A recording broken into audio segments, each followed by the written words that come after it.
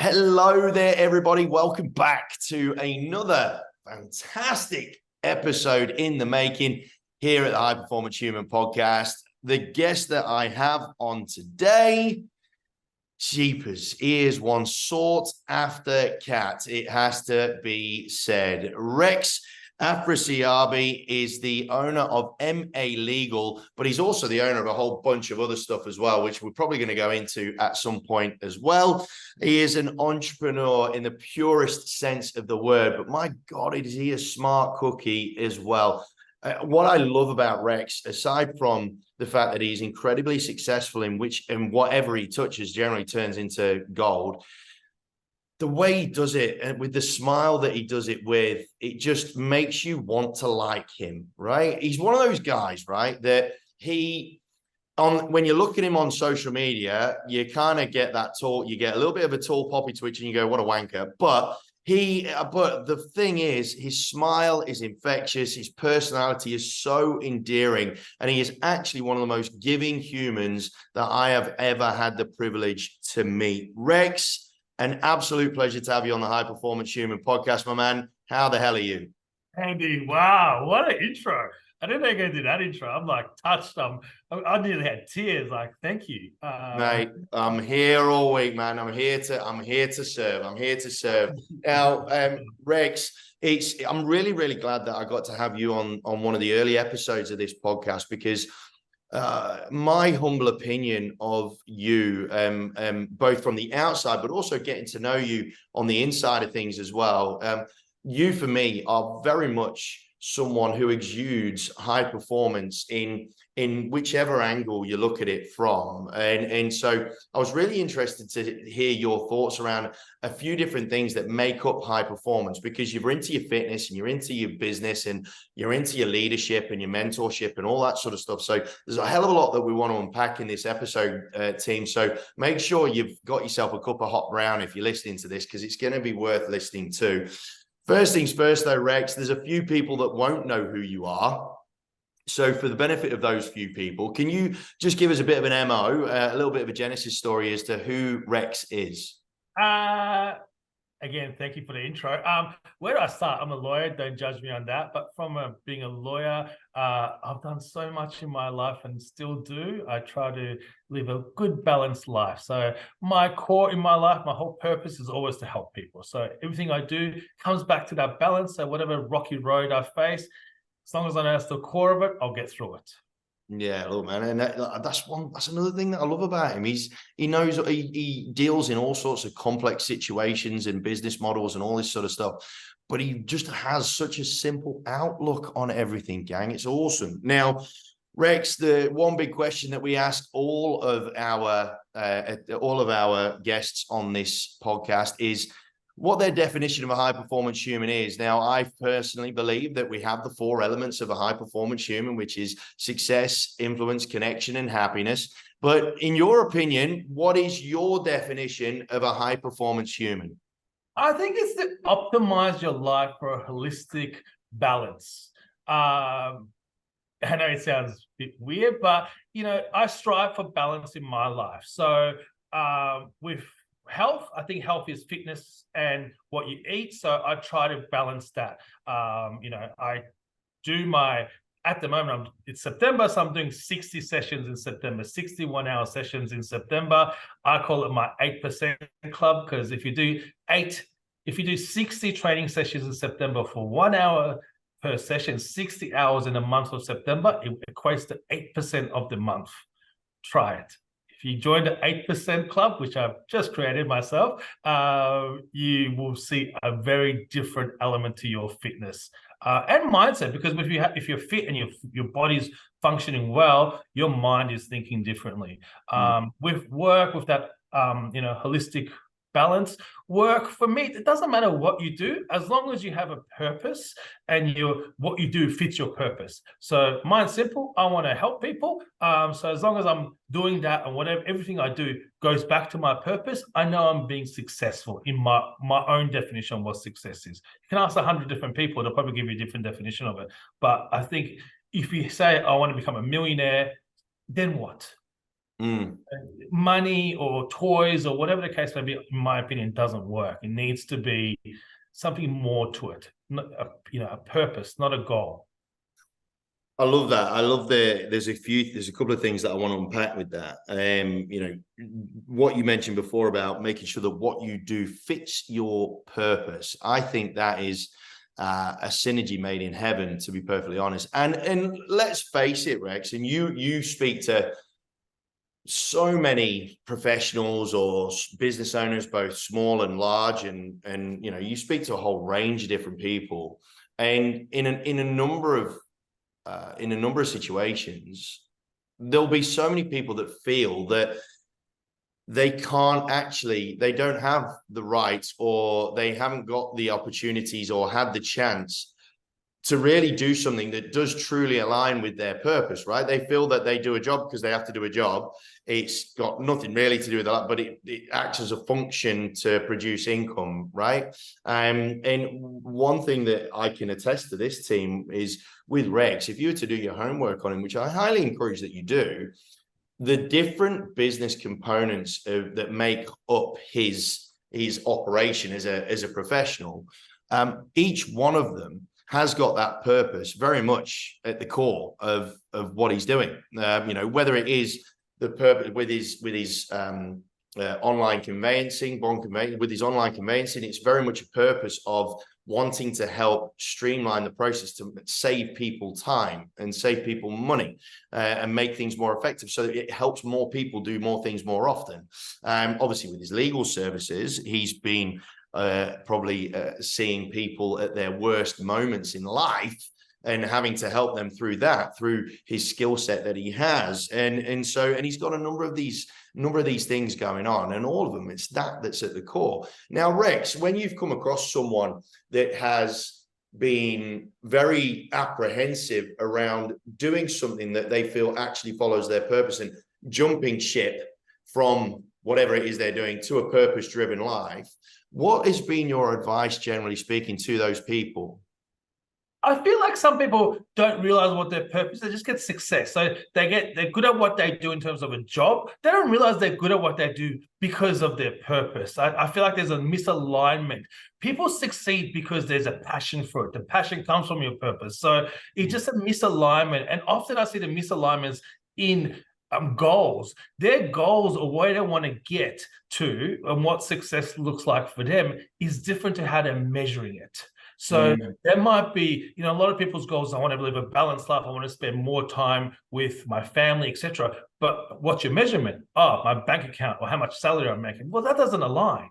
So once you get it aligned, it makes life easier. You can really see that I am being successful because I tick these things.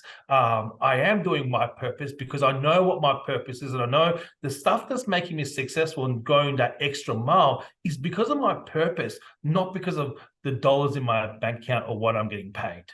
Yeah, no, I like that. And I think you've highlighted a very, very strong point, a very, very important point, which is that, a lot of people couldn't define their purpose if you gave them a day or a week. They would really struggle, and let's dig a little step deeper than that. I think not understanding what your purpose is in life leads to so much either misdirection or lack of direction, where you just feel that you don't have any real control over your life, and you're just floating along, you're just bobbing along, and doing your thing. 100%. But everyone has a purpose. They just don't realize it. Most successful people, if they're good at something, it's because it's aligned with their purpose. They just haven't spent the time to delve into it and realize what it is, and then align what they do with it. And if they do, they'll realize how much more successful they can be. And then aligning your measurements of what that success looks like with it as well. Once you've got that alignment, everything is simple. It just comes to you easily. And that's where it really ties into the element of connection. And what I mean by that is the connection to your own purpose of being allows you to have all those alignments, which then makes you feel like you've got a level of happiness within your role, because you are very much aligned with what it is you want to achieve, who you want to be. And like you said, it then inherently brings a degree of success that goes beyond, even if monetarily doesn't look like as much success from a financial, the level of success that you will feel in your life when you're going towards holistic balance in your life, then therefore becomes the win, right? That becomes the win, because you just feel like you've got that much greater level of balance where you're making enough money to make you happy, but you're more happy because you're having success in a purpose-driven way. It's very cyclical, and I love the fact that that we've really identified that in order to have that holistic balance, understanding your purpose really is a huge padlock. That if you unlock that, it can open up the box, and you could be away in a huge way. And then not letting negative thoughts get to you. I think the biggest issue with most adults is negative thoughts, negative thinking, letting society or social media or what you see on someone else's pages or stories or whatever the case may be, compare yourself to them and have this negative thought thinking, oh, I need to change my road to match that. You never need to do that. I feel like our biggest teachers are children. You get a baby, the baby will always walk. No matter how many times they fall, they'll get up and they'll walk. They'll end up walking. Every human. I've never seen someone crawl around yet, but no adult will ever crawl. But adults don't have that mentality. Somewhere between being a child or a baby and becoming an adult, they lose that. They lose that ability to bounce back up every time they fall. They just stay down. And I think it's a lack of that alignment. And I know I keep going back to purpose, but if you're aligned with your purpose, life will throw so many challenges at you all the fucking time. Excuse me, can I swear on this? Yeah, mate, you go for it. And if life keeps throwing these challenges, if you're not aligned with your purpose, if you're not honed in on your purpose, then you won't keep getting up. Or the alternative is you become so successful, you reach, and I see a lot of people in this realm as well, where they're super successful, but now what? They're not aligned, so they lose that drive, motivation, because they got to the pinnacle of what they thought was success. And it wasn't based on, it shouldn't be, purpose is not a goal. It's not, I want to get this. It's a way of being. It's the most rewarding aspect of it. You're absolutely, I mean, how many times do you achieve something and it's something that you've been looking for, but then by the time you get to that destination, you get there and you're like, oh, well, what now? And if you haven't got any purpose with what, or if you've lost sight of your purpose, or if you're not sure, if you've not identified your purpose, you will be forever doing that, and you'll be forever not giving yourself the chance to feel the win and to actually be in the win and actually celebrate the win. I think that's a huge point we're making here, team, is if you really want to be able to have the ability to smell the roses as and when you achieve stuff, realistically, it's only really going to be viable if you have got an understanding of what your purpose is, because then whatever it is you have achieved has aligned with that core purpose, and therefore gives you a chance to have a go, oh man, this is awesome. You know, this is great. And that's a mistake I know I've made over the journey, when I've not understood what my purpose is, and I just forever trying to succeed at whatever it is. And then when you get there, you just feel a complete lack of satisfaction in whatever it is that you've achieved. So I really love that. Now, the other thing I really want to talk about, just off the back of what you said, is you mentioned about, we could learn so much from children and from babies and whatnot, right? And I've had an experience recently where we had some awful news, and I had to break that news to my kids. Now, Eliza's 9, Callum's 5. And Eliza, bless her, was distraught, understandably so.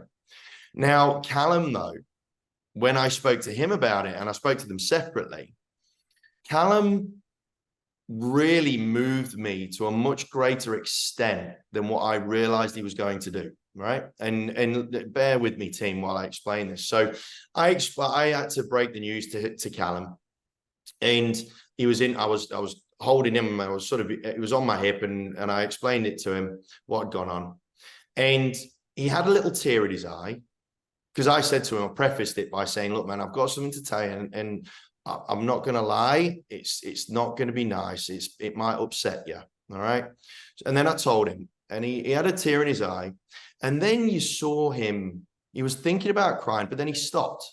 And you just saw his little face process what was going on. And he was quiet for a minute, and you just saw him looking away for a minute. And you just feel that he was processing this thing in his little brain of his.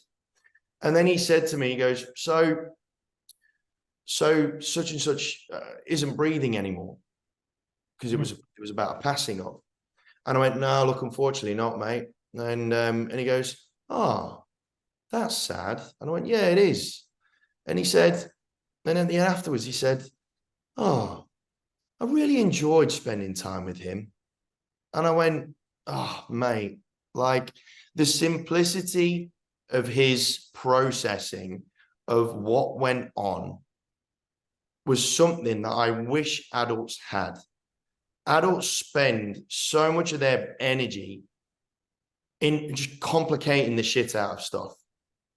Now, as you get older, sometimes it gets and just the way that he processed the upset and the situation was just so wonderfully moving that I was like, mate, like, you've just taught me something there. You've just reminded me of how simple life could be. Death is a certainty, unfortunately. Mm. All of us and all our loved ones at some stage. And I think if you get sad, the person who died doesn't want you to be sad. They want you to enjoy their life and leave a legacy for them. My mum passed away 9 months ago. And, you know, a lesson I've learned, and some people call me insensitive for saying stuff like that, but I think it's a circle of life. We all have to go through it. You know, some people delve into the negativity of it all and go, oh, you know, this, whatever the case may be. I feel like you need to celebrate someone's death by celebrating their life. Yeah. You know, but just the way that his simple little mind processed it was something that I think we could all learn from. That, you know, we can get confused, or we can feel that something's really complicated when we don't truly understand what the go is. But if we allow ourselves just a minute to process, chances are we'll see the solution coming out from under the dust and whatnot anyway, right? But we seem incessant. We seem really, and this is where I think high performance humans have got a distinct advantage over a lot of people that aren't quite there yet. In the sense that I think when high performance humans are met with uncertainty, or if they're met with resistance or a challenge of some description, their ability to be able to slow the world down for a moment internally allows them to process whatever it is that's going on, so that then they make appropriate decisions that help them to get past it quicker. And I think that's something that a lot of high performance humans do tremendously well. You're one of them, I reckon. Performance, just to go off on that, I feel like if you strive to be high performance, successful, whatever you want to catchphrase it as, you're gonna get more pressure on you. Yeah, you're gonna have more responsibilities, more things to do. If you see that as a privilege, I've succeeded by getting this extra pressure, extra people to answer, or, you know, extra mouths to feed, whatever that is. Pressure should become, if you see it as a privilege, not a burden, it changes your mindset to it, because you welcome it. You welcome the pressure, because the pressure is what you strive for. Nothing's ever going to be rosy. And when you get to these pressure moments, you shouldn't take it as, hey, crap, there's all this pressure on me. Everyone's looking at me to make a decision. That's what you strive for. You got there, accept it, and see it as a blessing, not a curse. Pressure should be a privilege, not necessarily a, oh shit, I'm in this higher position now. I've got all this pressure on me. I've got all these people to answer to. It's what you strive for. It's what you wanted 10 years ago. You got here, mate. Enjoy it. And see it's a privilege to you that you've got someone's respect to come to you. You've got someone's trust to entrust you. It's a privilege. Oh, you preach, brother. Seriously, and I think that we lose sight of that more often than not, when we feel that whatever that pressure is getting between us and where we want to be. I think a lot of people, and I think it's only fair that we have human moments at times where we're just looking at something and just going, "Oh, get stuffed, seriously, like just get stuffed." This is staying on, right? But you're absolutely right. It is a privilege. Right. But when I have those get stuff moments, I see it as honestly a privilege. I'm like, get stuff. But you know what? Not many other people can do this. This is why I'm here. This is my Yeah, privilege to be called on to this get stuff moment because I know I can fix it. I'm yeah, not, my mind doesn't go into negative places. My mind, so I feel like what separates some high performance individuals or to others is they don't look at the problem, they look for a solution. A lot of people I deal with constantly repeat the same problem. Why am I doing this? Why am I this? Like they repeat the problem and it makes the problem seem bigger. Okay, that's the problem. What's the solution? What's the solution? What's the solution? If you're focusing on the solution, not the problem, it gets a different result, gets a different response quicker too. Not necessarily going through you know, you're getting into more of that negative thought. Why am I the child? Why am I keep falling down? Why am I keep falling down? They don't think like that. They think, I need to get up. I need to walk. I need to get up. I need to walk. They're looking at the solution and they get there quicker. yeah. I couldn't agree more. Now, I want to dig into your past a little bit, mate, because one thing I wanted to unpack with you was where this moment was for you, where you understood what your purpose was and had fully bought into it, right? Because that's the next hurdle, right? Is to understand what your purpose is, but then be real DNA, live, breathe, sleep, eat your purpose, right? So in your journey up to this point, was there a time that really you had whether it's an epiphany or you saw the sunrise or whatever the case may be? Where was that in your journey, and what challenges did you have around you at the time? I left law. So I was a lawyer, finished university, became a lawyer, worked at bigger firms, went to a small boutique firm that represents 3 people in the BIW Rich 100 list. They had really nice bougie offices in South Yarra. In the same building was a fashion company. Does all the optical sunglasses and optical glasses for all the major fashion houses in Australia, like Sassenbite, Seafold. I was young.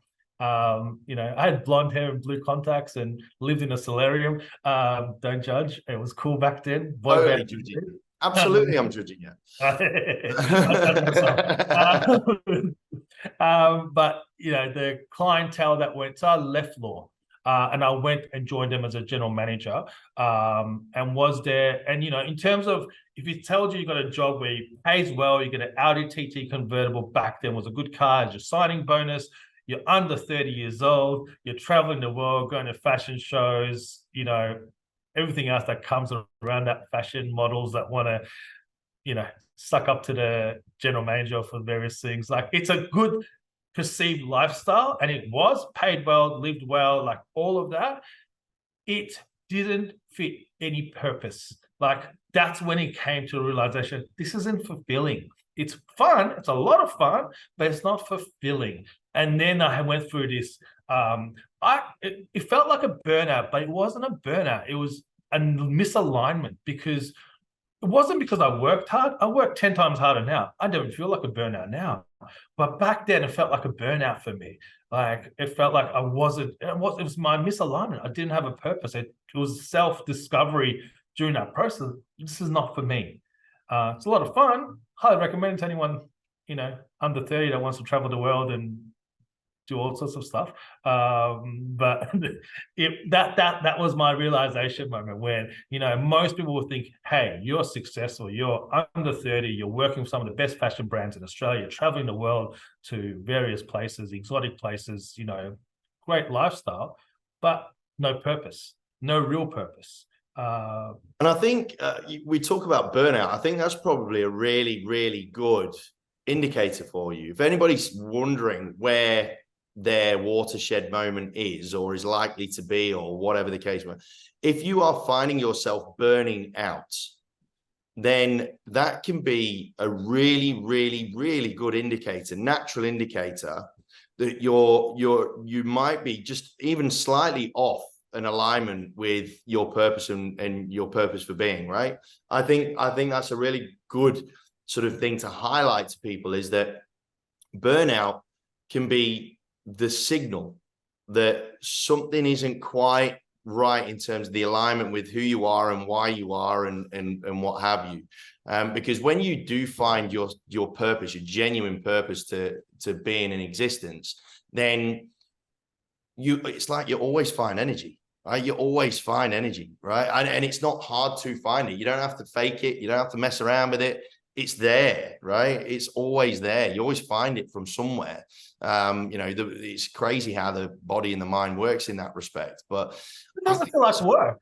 It feels like you're constantly being rewarded for something. So, you don't get, if you like chocolate and you're having chocolate all the time, you don't burn out. You might be fat, but you don't burn out from eating chocolate because you've aligned it as something that's fun. So when work becomes that fun moment, because you're kind of getting rewarded and praised, and it fits your purpose, and like you're feeling it's an extra. What I do is I help people. There's nothing more rewarding, honestly, that being entrusted by someone for a difficult situation and being helping them. And afterwards, it's never the money. It's about that satisfaction. Exactly. And I've always had a wrestle or a tug of war with what satisfaction looks like, feels like, when it can be achieved and all that sort of stuff. And I've certainly found over my journey that I have this opinion that you can never know if you've truly satisfied until you can see the body of your work in its entirety. And I learned that. Why can't you have little bits of satisfaction throughout the whole journey? Everything you do is, you're getting closer to, helping someone through something. Each step, each phone call, anything you do with that person, you kind of have helped them with something. Isn't that satisfaction, bite-sized piece of satisfaction all the time? I just think I don't know whether you could call that satisfaction. I refer to them as sort of more contentment. Like I feel that I have a moment of content where I just feel content in the work that I've done or the assistance that I've provided and whatnot. But for me, satisfaction is if we're to look at it as an individual sort of thing, satisfaction, it's kind of like playing in a soccer game, right? And you're 2-0 up at half time and feeling really satisfied that you're 2-0 up at half time, but there's still another half to go. And so in order to be satisfied with the game, which is your purpose for that being in that moment, it's the whole game. It's not to win one half, it's to win the entire game. And I feel that a lot of people misunderstand where satisfaction lies, because until you get to the end of that game, you can't look back at the game and decide whether you're satisfied with your performance or not, because there's always time to get better or worse. That's on the assumption that your satisfaction is linked to winning. If your satisfaction is linked to just playing, you're satisfied just to be on the field, not win or lose, because you're giving your best. Yeah, that's very, very true. Yeah, I agree with that. Yeah, I agree with that for sure. Now, what I also wanted to have a chat to you about was, because I really admire the way that you go after opportunities, or the way that you see and identify opportunities for cracking on in business or in your personal life or your fitness and whatever. Because team, he's chiseled that. He's really going for it. Like, honestly, he puts everyone to shame, bless him. But mate, 8%, my friend, 8% of your month. You can't sacrifice 60 sessions. What was the last month you did 60 sessions in a month, in 30 days? 2 a day. Yeah, and this is the thing, right? This is what I find incredible about this guy, team, is the fact that he is genuinely, and I'm saying this as an outsider, one of the busier humans from a business point of view in Melbourne, if not Australia. And yet he's still doing 2 hours a day of training, and he can still fit it all in. And he's a dad still. He's a dad to a very young one as well. So I collect my daughter from school 2 days a week. Yeah. no matter what, because I call it time shifting. So I know if I don't pick her up, I'm going to miss out on school pickups. So 2 days a week, Tuesdays and Thursdays, I go collect her from school. Because to me that's important, and most people that work with me know that's a rule. It's my non-negotiable, I suppose.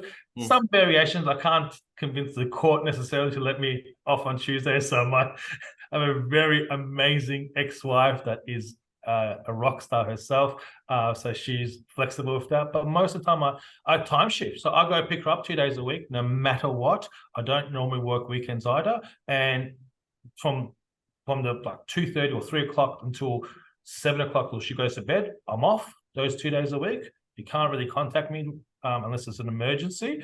Then I'm back on at night and I'm back up to time. Now, the question that I was coming to with this was, no, man, it's a great little point. The question I was really coming to was, how do you assess opportunities as and when they come through? Because as people are on this journey, right, towards high performance or success, whatever that looks like for them, there are always things that get presented to them or opportunities that get presented in front of them. And it's generally, a lot of the time, it comes down to a case of, do I take a short-term win over versus a long-term sort of success, or whatever it is, whatever the case may be. And sometimes the short-term win is good enough and what have you, right? So give me your MO just briefly on how you assess opportunities for you. I get presented with opportunities a lot because I'm a commercial lawyer. I work and I have a really good relationship with my clients that have been with me for 15 years or sometimes longer. With that, they want me to be involved in their businesses, and sometimes, it's pay to play. So if I'm involved in a business, I'm paying my share. And it depends on the business. I've created my own businesses obviously as well. And if I see, like with bond conveyancing, I represent a lot of real estate agents. 70% of what I do is I'm a lawyer for real estate agents. There's a pain point with real estate agents. They don't have they need lawyers and conveyancers to transact, but no lawyers and conveyancers often keep them updated. There's no digital element to that. So I found a pain point. I recruited good guy, good friend, who's also ex-CEO of 2 different ASXs, the public companies in tech, to help me build the tech piece. So I found an opening. I recruited the right people to make it happen. And I knew it fitted my purpose. My purpose to help people. This helps not just help estate agents, but helps consumers. Helps the whole community. It's now national, one of the fastest growing law firms in Australia. So if I find an opportunity myself, it's got to fit my purpose, and I recruit the right people. I'm lucky in what I do, and you mentioned earlier, I do a lot, but I still manage to fit everything in because I delegate a lot. I have amazing people around me that I empower. We've all got 24 hours in a day. If you try to do stuff yourself, you're never going to grow. You're never going to be able to get through everything. And the hardest thing for any person is delegation, I suppose, because every person you delegate to is different. Everyone has different skill sets. Everyone has different beliefs. So you got to find the right people, and I hire not necessarily based on skill set, but based on alignment of purposes. If they genuinely want to help people, they're my type of people. I can still teach them a skill set, or through the whole office, we can teach them a skill set. So for me, opportunities come along all the time. It's about finding the right people to work with, and knowing you have got the right resources to get involved with it. Because if you try doing it yourself, it ain't going to work. Yeah, no, look, let's break that down, team, and just summarize that up. Point one, it needs to align with Rex's purpose. Like, does this opportunity allow me to help more people? Right. Yeah. That's his first box that needs ticked. His second box is, how have I got the right people, or do I know the right people that can help me to bring this to life? And then his third box is, collectively, are the resources there to make it happen? Is that fair? Is that a very simplistic 3-step process? Also breaking up in bite-sized pieces. Sometimes you see something and go, whoa, that's the vision, that's the goal. But if you look at it as a whole goal, it's a bit too daunting. So breaking up to real bite-sized pieces and getting through each bite-sized piece. Rome wasn't built in a day. If you go work slowly and get through the bite-sized pieces, you'll get there quicker. If you try to tackle the whole Colosseum at the one time, you may fail. But if you build up each pillar and make sure it's strong, you've got a strong foundation, you can build up from that. Now, last one. I'm very conscious that you've given us so much of your time already, and Thank you, man. shared it so much. Every time I get to see you. Now, one thing, because you are involved in the tech space to a degree, and obviously a lot of, and I'm really focusing this last question on the human element of high performance human. With the tech space growing as rapidly as it is, the growth of AI, not the emergence, that happened years and years and years ago, but the growth and acceptance of AI as a part of life and a part of business and the economy and so on and so forth, has put a lot of humans on notice in terms of their relevance to business or whatever it is, their functionality. Just give us a quick sort of breakdown in terms of how you see the convergence, not divergence, the convergence of technology and humans, how they're going to coexist moving forward when the capacity of AI and whatnot is just going to get bigger and bigger and bigger. So from your point of view, as a lawyer who, AI could answer a whole bunch of the questions that you've spent however many decades learning and whatnot, and now AI can tell them like that. How are humans going to stay relevant in your opinion? I think I love technology. I embrace technology. The property law firm is based on technology. We have robots that assist and AI that assist in certain parts. We always have humans at the face of it and at the overseeing it. AI, maybe it will. Hopefully in future it will. AI can't answer everything, and it's not quite accurate yet. So we see it day in, day out basis. It can streamline processes. It can help answer questions. Like part of a conveyancing process is questions like, are you buying it individually, a company, etc. And then if you don't have we've got robots that assist with the information gathering. It's really helpful. It speeds up the process so much. You only have to answer the questions that are relevant to you. It's got little information buttons so you can see what that means even. That saves hours and hours of time, and we embrace that. But to get it to do the whole transaction, we'll never do that. So I think everyone should embrace technology. I think it's the future. It is what it is, and you can embrace it every single step to help your business achieve more, be more efficient, be more resourceful. I don't think it will ever replace humans completely. I think humans need to oversee it still.